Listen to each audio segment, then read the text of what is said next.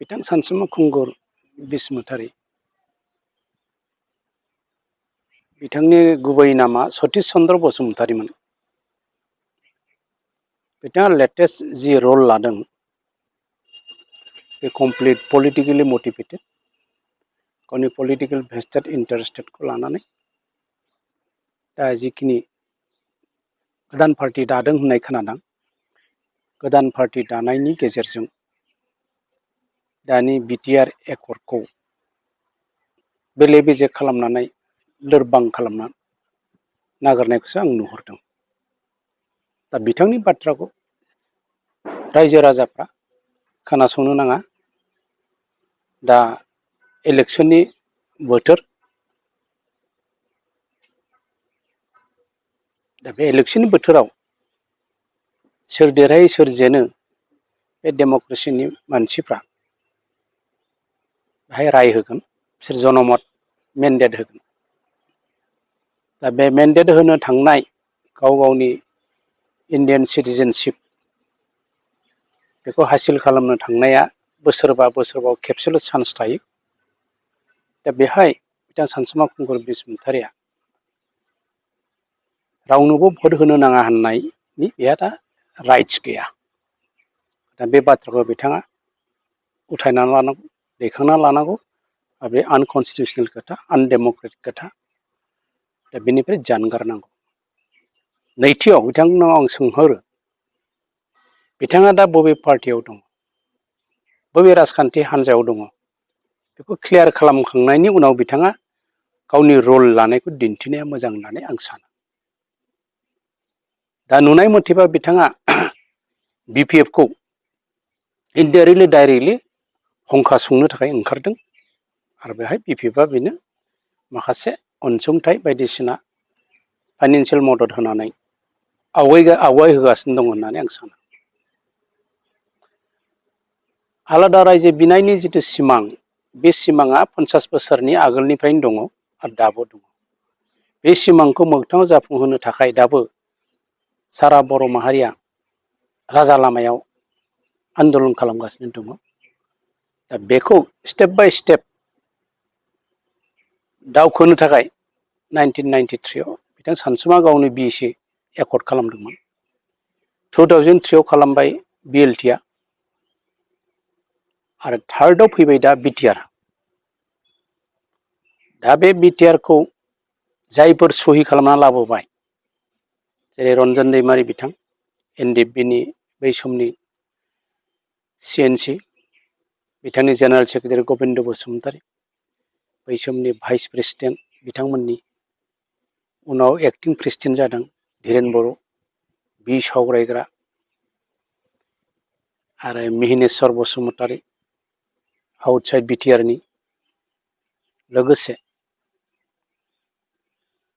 एबसुनि बै समनि प्रेसिडेन्ट आथिखालनि इउपिपिएलनि प्रेसिडेन्ट प्रमद बर' बिसोर लोगो नांनानै थांनाय 27 जानुवारि बे बोहैथि बोसोर 2020नि गेजेराव मोनसे जारिमिनारि मोनसे एकर्ड खालामदों।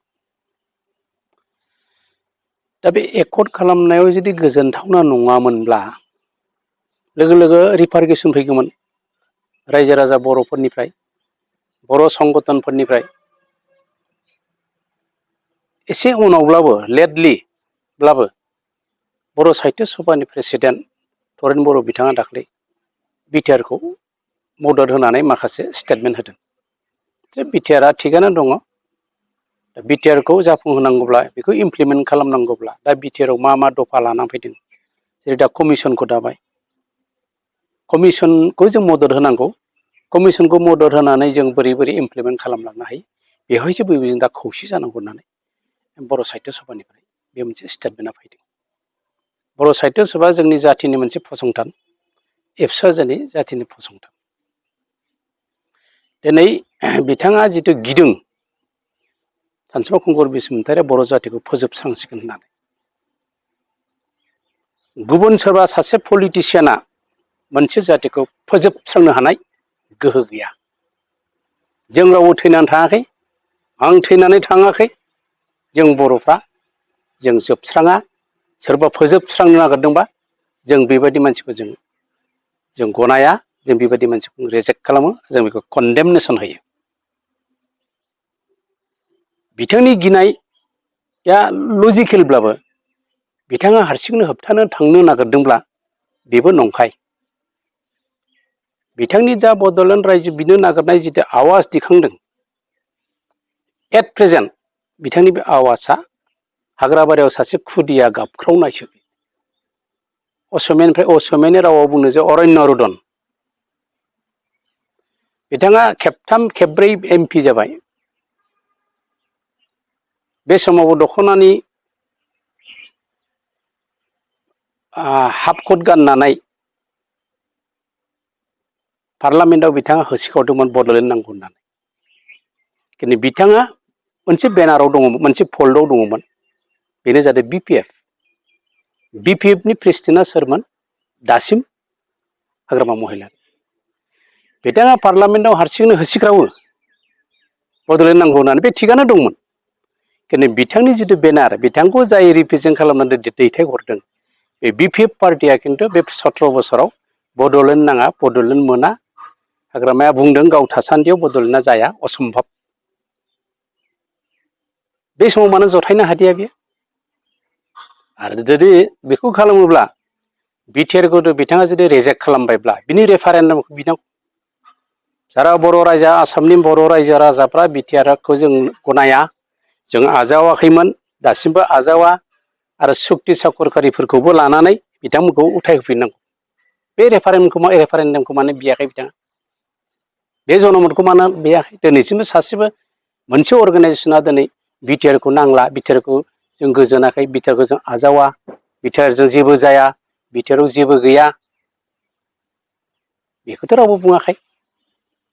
दिनैसो हथादै माने धुमकेतु बादि, धुमकेतु हाथरखि बादि हथात रायजो बिनो होननानै बुंनाय जाया। ओंखायनो बे बाथ्राखौ आं कन्डेमनेसन होयो। बिथांनि माबाया बे ड्रामा, आरो बियो बे BTC बे दानि बिटिआर इलेक्सनाव इनडाइरेक्टलि BPFखौ देरहासार खालामनायनिसो बियो थांखि, आरो बे रलखौ लागासिनो दं। आरो बे इलेक्सना जोबनाय लोगो लोगोनो बिथांनि बे थांखियाबो गोमोरलांगोन, अट'मेटिक गोमोरलांगोन। आरो जायफोर मानसिफोरखौ बिथाङा लोगो लानांदों, बिसोरनि मेन पावारथ' गैया। बिथाङा अर्गानाइजेसन दायोब्ला मोनसे खोथाखौ आं गोख्रोङै बुङो, जायखि मानसिया ग्रुप बानायनानै मोनसे राजखान्थि हान्जा दानानै हक जुदि रायजो बिनो नागिरदोंब्ला बाहाय अरायबो एबसुनि मददखौ नांगोन। एबसु नङाब्ला बर' जाथिया खुनु मोनसे आरो गोदान एकर्ड खालामनो हाया आरो हानाय नङा। बिनि एग्जाम्पलानो जाबाय बिथां सानसुमा खुंगुर बसुमतारिया गावनि एबसुनि प्रेसिडेन्ट जानानै, बे समाव आंबो BPCनि चेयारमेनमोन, एबसुनिबो एडभाइजारमोन, जों BSCखौ जयैनो लाबोदों। बाहाय बिथाङा बुंदों जे BSC एकर्ड खालामनायनि अखानायैनो बुंदोंमोन जे जोङो मोनसे फाउन्डेसन स्टन, अन्थाइ खाम्फासो गायसनग्रोदों, आरो गोजान लामा थाबायलांनांगौ दं। दानो मा बुंनो नागिरदों जे स्टेप बाय स्टेप, आसि फिसानिफ्राय आसि गिदिरसिम सोनो थाखाय जों मोनसे स्टेपखौ लाग्रोनाय जाबाय। First step. सेकेन्ड स्टेपाव हाग्रामा महिलारि BLTनि दैदेननायाव BTC एकर्ड जाबाय 2003आव। बेहायबो एबसुआ डाइरेक्टलि इनडाइरेक्टलि मदद होबोदों। डिप्ल'मेटिकेलि मदद होबोनायाव हाग्रामा महिलारि BTCखौ एकर्ड खालामदों। बे सेकेन्ड स्टेप। सेकेन्ड स्टेपाव जों मोनसे पलिटिकेलि मोनसे सलुसनाव बर' रावखौ जों जोंनि आइडेन्टिफिकेसन लाखिनो थाखाय 8 सिडिउल सोसननो हादों। बे मोनसे जोंनि गिदिर एचिभमेन्टमोन। होमबाबोथ' बड'लेण्ड रायजो बिनायनि सिमाङा जाफुङाखै। बेहाय माने बिथाङा अफस खालामदिया, BTCखौ बै समाव मानो अफस खालामदिया, आरो BSCखौथ' बिथाङा गावनो फैलार खालामनानै लादों। इन्टारिम काउन्सिलखौ बिथाङा दैदेननो हायाखिसै। इन्टारिम काउन्सिलखौ रावजोंबो सावरायालासिनो, जेरै दा बुंनो नागिरदों बिटिआर सुक्तिनि आगोलाव जोंजों सावरायालासिनो खावरा खामसा एकर्ड खालामबाय, जायनि जाहोनाव बिटिआरआ जेबो नङा, जेबो गैया। बै समाव बियो BSC लाबोखांनायनि उनाव इन्टारिम काउन्सिलनि चिफनिफ्राय माने रिजिगनेसन लागोन? आंनावथ' सोङाखै, जोंनावथ' सोङाखै। जायनि जाहोनाव बे समाव हाहाकार जादों। कनकेश्वर नार्जारिया इन्टारिमनि चिफ जाबाय, बिनि गेजेराव प्रेमचंद ब्रह्मआ जाबाय, जायनि जाहोनाव BSCआ गोमोरलांबाय। जायनि जाहोनाव बै समाव एबसु आरो रायजो राजाया बिसिआ जेबो जानाय नंला होननानै बिसिजों जानाय नंला होननानै स्क्रेप खालामदों। स्क्रेप खालामनानै बिएलटिनि दैदेननायाव बिटिसि जाबाय। दिनै एनडिएफबिया मोजांबाबो गाज्रिबाबो मोनसे एकर्ड खालामबाय।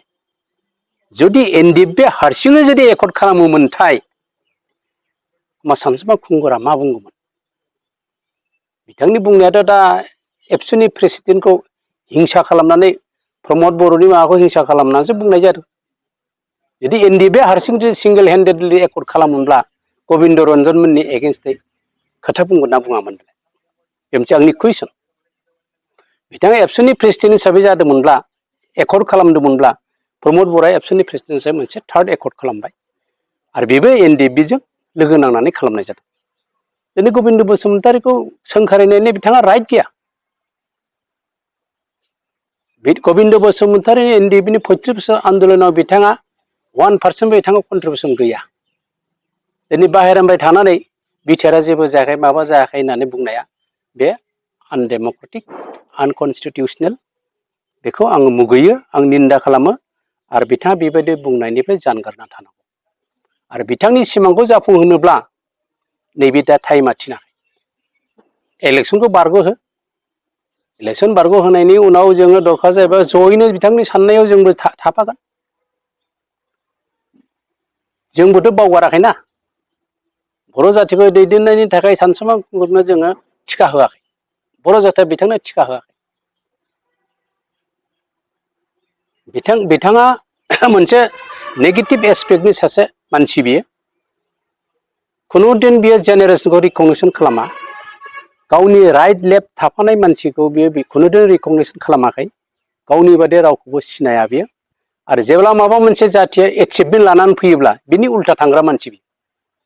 जायनि जाहोनाव बड'फा उपेन्द्रनाथ ब्रह्मआ बै समाव आन्दलननि गेजेराव बिथांनो मोनसे उपनाम होदोंमोन, मोनसे टाइटेल होदोंमोन बेथेखा होननानै। सानसुमा खुंगुरनि नामा बै समाव बेथेखासोमोन। बेथेखा माने मा? बेथिक, थिग नङा, उल्था। मेजरिटिया मोजां खामानि मावोब्ला जाथिया मोजां हाबा मावोब्ला लास्टआव बे उल्था खारो। बेथेखा टाइटेल होलांदोंमोन। दिनै बे दा आन्दलन खालामनोसै, गाबोन बे आन्दलननि आवाज होनोसै, गाबोन इलेक्सना जोबनाय लोगो लोगो उल्था उन्दुनानै थागोन बियो। नावखौ गेजेरजों सालायलांगोन बियो खिन्थु गेजेर खन्द'आव बाज्रोमनानै नावखौ हाहाकार खालामना दोनग्रा मानसि। बे टाइपनि मानसि। जायनि जाहोनाव बे एखे खोथाखौनो आगोलनि माखासे पलिटिसियानफ्रा जेनेरेसनखौ रिकगनिसन खालामनो रोङियाव दिनै जों बर' जाथिया साफार खालामदों। दा बे बिटिआर एकर्डआथ' खौसेयैनो खालामनाय, दाबो खौसे। बे इलेक्सनाव इउ पि पि एल नि जानानै एनडिएफबिनि माखासे एक्स लिडारफ्रा मेजरिटियानो इउ पि पि एल आव इलेक्सन गेलेदों। जायफोर बि पि एफ जों सासे सानै एनडिएफबिनि लिडारा इलेक्सन गेलेहैनो थांदों, बिसोर गावनि अस्तित्व, गावनि आइडिय'लजि, गावनि एक्जिस्टिंखौ बिसोर गारनानै बि पि एफ जों थांनायसो जादों। मानो होनबा बि पि एफ नि लिडारा बिटिआरखौ लुगैया, बिटिआरआ भेलुलेस, बिटिआरआ जेबो जाया बेखौ होननानै बुंदों आरो बर' रायजोआ दा बड'लेण्डखौ नांथ'ला, मोना बेखौ बुंबोगासिनो दं।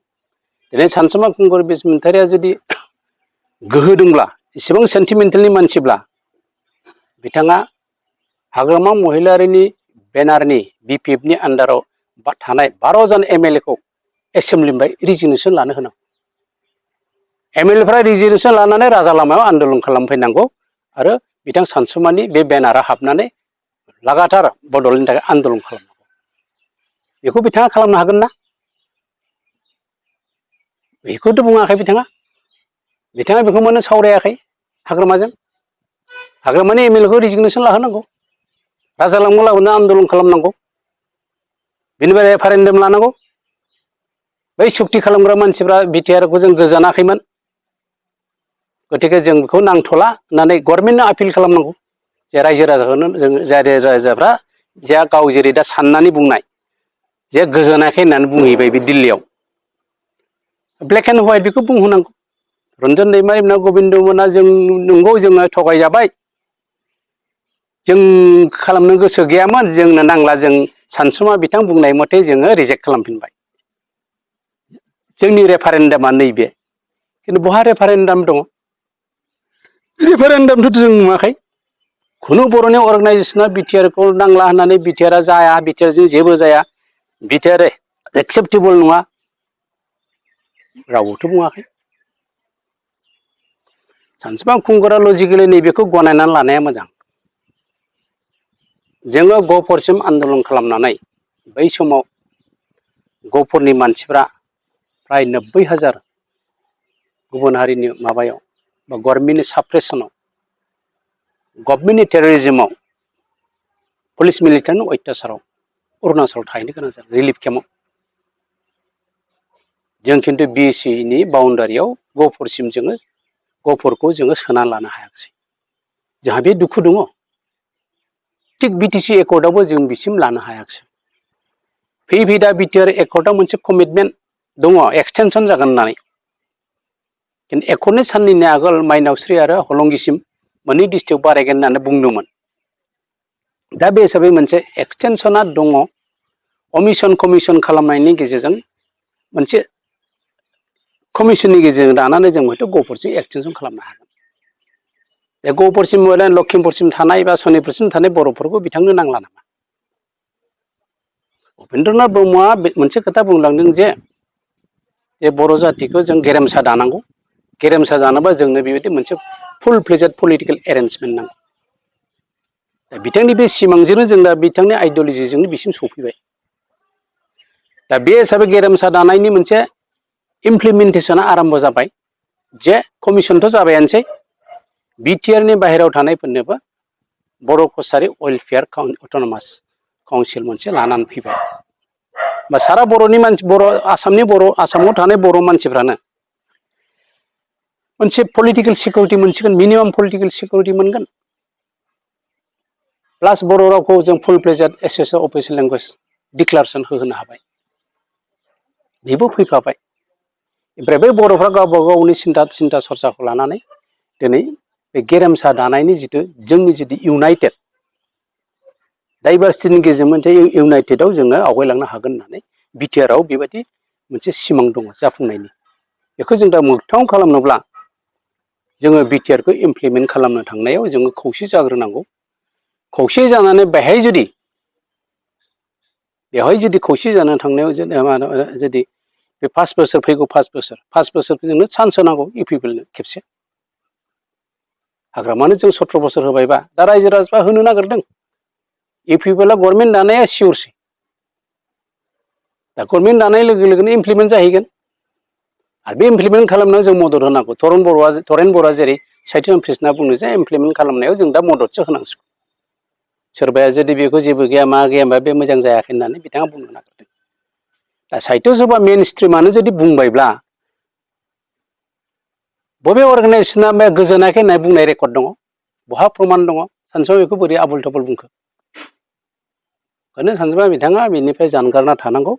बिथाङा जि अर्गानाइज खालामदों बे उननि सिमांनि खोथा। खिन्थु बिथाङा गावखौ क्लियार खालामना लाग्रोनांगौ जे गाव बबे पलिटिकेल पार्टियाव दं। बे पलिटिकेल पार्टियाव दंब्ला गुबुन पलिटिकेल पार्टियाव भट होनो नाङा होननानै बेखौ बुंनो हायो। बाहाय जोंहा बुंनांगौल' गैया। खिन्थु बबेबा मोनसे हाखर सिङाव हाबखुमाना थानाय आवाज हरबाय थादोंब्ला बे जाथिनि थाखाय मोजां नङा। आरो बिथाङा जुदि बेबायदि फेलें खालामबाय थानो नागिरदोंब्ला मेन स्ट्रिमा माबा मोनसे खालामनो थांनायाव बिथाङा जुदि बेले बेजे खालामबाय थायोब्ला, बिनि थाखाय माबा मोनसे जायोब्ला, गोरोन्थि जायोब्ला बेनि रेसपन्सिबिलिटि बिनि माबाया बेखौ उननि जेनेरेसना बिथांखौ कनसिडार खालामनाय नङा। उननि जेनेरेसना बिथांखौ निमाहा होनाय नङा। जोंखौ बिटिआरखौ जाग्रोनो होग्रोनांगौ। जेरै बिएसिखौ जोङो जानो होदोंमोन, बिटिसिखौ जों जानो होदोंमोन। दा एनडिएफबिआ 35 बोसोर आन्दलन खालामनानै मोनसे लाबोबाय। बेखौ जों आजावबाय दा रायजो राजाया। लोगो लोगोथ' अखानायैनो रिपारकेसन फैनांगौमोन। लोगो लोगोनो बिनि उल्था मोनसे आन्दलन फैनांगौमोन। दा नंखायनो आं खावलायो बिथाङा सुक्ति साखरखारिफोरजों सानसुमा आवगायबोनानै सावरायनांगौ। रन्जनजों सावरायहैनांगौ, गबिन्दजों सावरायफैनांगौ, प्रमद बर'जों सावरायनांगौ। बि सावरायग्रानि बिसोर जथायनानै बिसोर साब्रै साबा जेसेबां एकर्डनि सिगनेटरिस बिथांमोनजों टेबोल मोनसेयाव जनानै बिथाङा सावरायनांगौ। बिथाङा अपेन फिल्डआव डिबेटआथ' सोलिगासिनो दङ न'निफ्रायनो डिबेट खालामनो हायो आजिखालि ससियेल मिडियानि जुग जाहैबाय इलेक्ट्रनिक मिडियानि मा जाहैबाय बै सोरखौबा बे माने मा प्रत्याबान चेलेन्ज खालामनो गावजों अपेन फिल्डआव डिबेट खालामनांगौनि मा जुक्ति दं डिबेटआथ' सोलिगासिनो दङ दा बिथांखौ आं काउन्टार हरो बिथाङा उथायना लानांगौ बिथाङा उथायना लानांगौ बे स्ट्रेटेजिखौ बिथाङा दा दाथ'नो नाङा दा ससियेलाव बे मबिलाइस खालामगासिनो दं ससियेल फिल्डआव बे मबिलाइजेसना मात्र BPF खौ देरहाहोनायनि थांखि बेखौ बयबो बुजियै गैला सारा इन्टेलेक्सुयेल मानसियाबो बुजियै गैला बड'लेण्ड नांगौ होननानै दिल्लीयाव बुंहैदों रायज्लायहैदों बे थिगानो दङ खिन्थु बे मुहुर्तआ बे ममेन्टआ बेखौ थिनाखै दा जों गावजों गाव आरो बे नों गुरलाय गुजाय गावजों गाव मालायनायनि मोनसे सिन्था साराखौसो मोनसे माने अर सुनो नागिरनाय बायदि जादों बेखौ बिथाङा खालामनाङा आरो बिथाङा बेखौ खालामबाय थायोबा जेनेरेसना बिथांखौ खुनु दिन निमाहा होनाय नङा होनना आं सानो आरो बर' जाथिखौ सोरबा सासे पलिटिसियाना सोरबा सासे गुबुन पलिटिसियाना फोजोबस्रांगोन बे जानो हाया जों रावबो थेयाखैना बेबायदि खैफोद फैब्ला जों ज'यैनो मोनसे आमब्रेला लानानै जों गसंथांगोन ना दाथ' जों खौसेयैनो दङ जों खौसेयैनो दं इलेक्सनावथ' मोनथाम मोनब्रै पार्टि थागोन